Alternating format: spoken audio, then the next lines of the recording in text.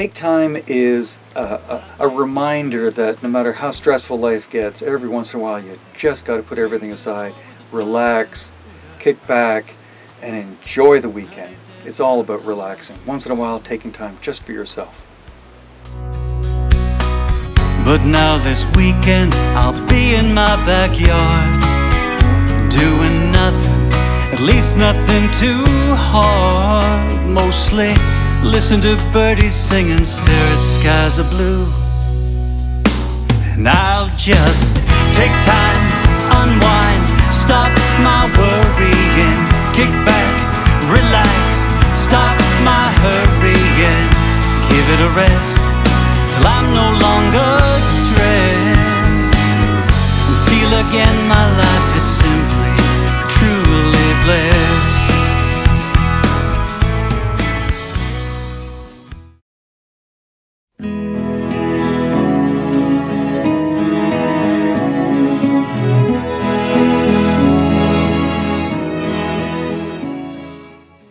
10 Days is inspired by my relationship with my wife.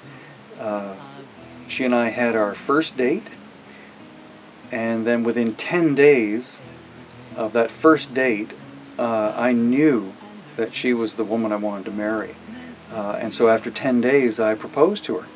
And I was thrilled that after those 10 days, she agreed with me and how we felt about each other, and she said yes. So that's really about us. I know it's only been 10 days, but I am just amazed that I know even at this time I'll be yours and you'll be mine always and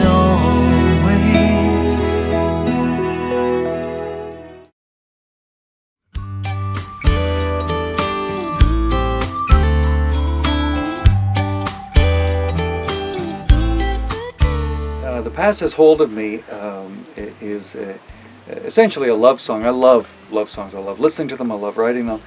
But in this case, as I was developing it, it occurred to me that the viewpoint for that song should be from the perspective of the guy who leaves the girl rather than he being the one who was left.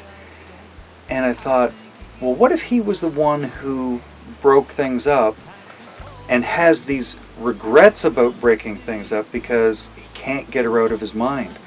I thought that would be a really interesting angle to explore, and I think it turned out really well. I'm chained up to a memory. I can't forget my one regret, saying goodbye to you.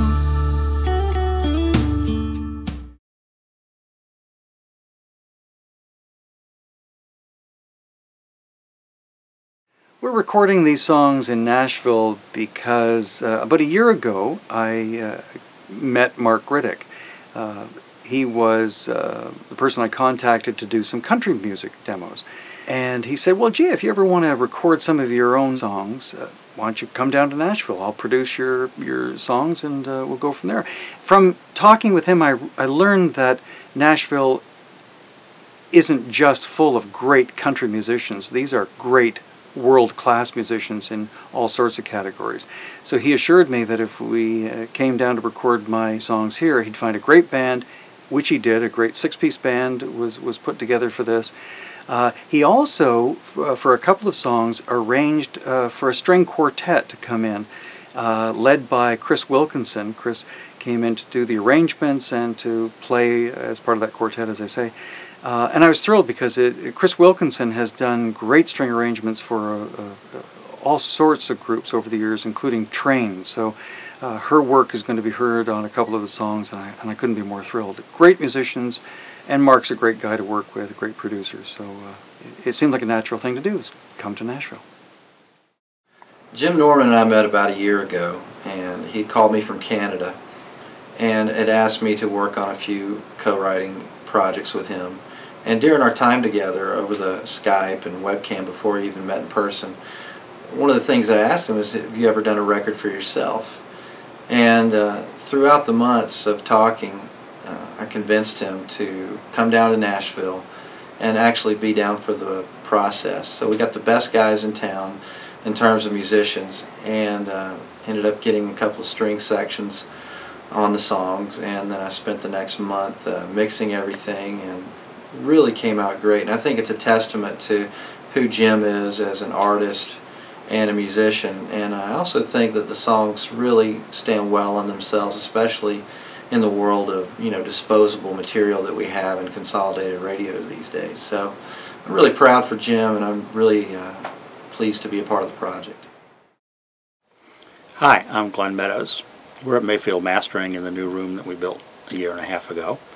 And some of the history of what I've done is I've worked with artists all the way from Jimmy Buffett and Dan Fogelberg in the pop field, all the way through Shania Twain in the country world. And in between that, we have George Strait, Reba McEntire, Tanya Tucker, George Jones, Tammy Wynette, Lynn Anderson, you name it, I've probably worked with it. People always ask what a mastering engineer does.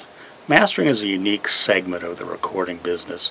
We take the final mixes that come from the studio, hopefully that sound really good as music, and try to make them into the type of music that people want to put either online or if they want to put onto a compact disc. We do the final massage of the sound to match where your record is going to go. A lot of people try to avoid mastering these days by using all kinds of special plugins at the studio and mix their records as if they were mastered. That's really not what you want to do. You really want to approach and use a real mastering engineer, because in the time you've recorded and worked on these songs, I've probably worked on 30 different projects and have a better handle on where things are going and what things sound like. It also gives you a fresh set of ears to have a new perspective on what you've been working on for the past 3 or 4 months.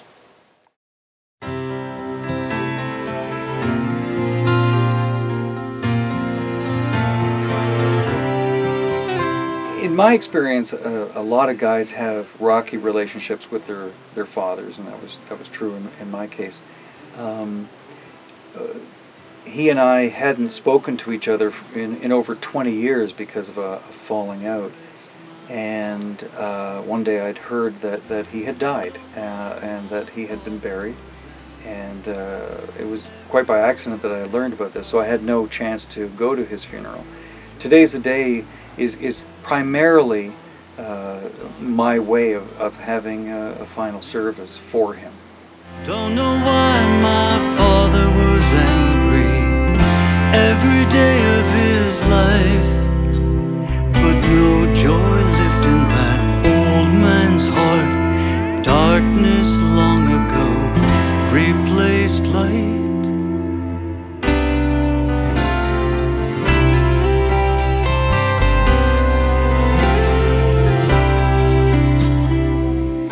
I recall when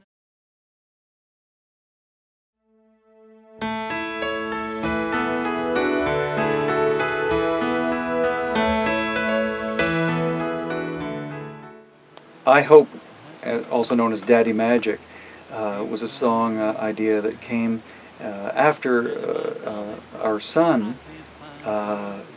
He had dropped his phone and it had shattered, and he was just a mess. He thought, oh, this is the worst thing that could happen to me, it's a tragedy, and he acted like that.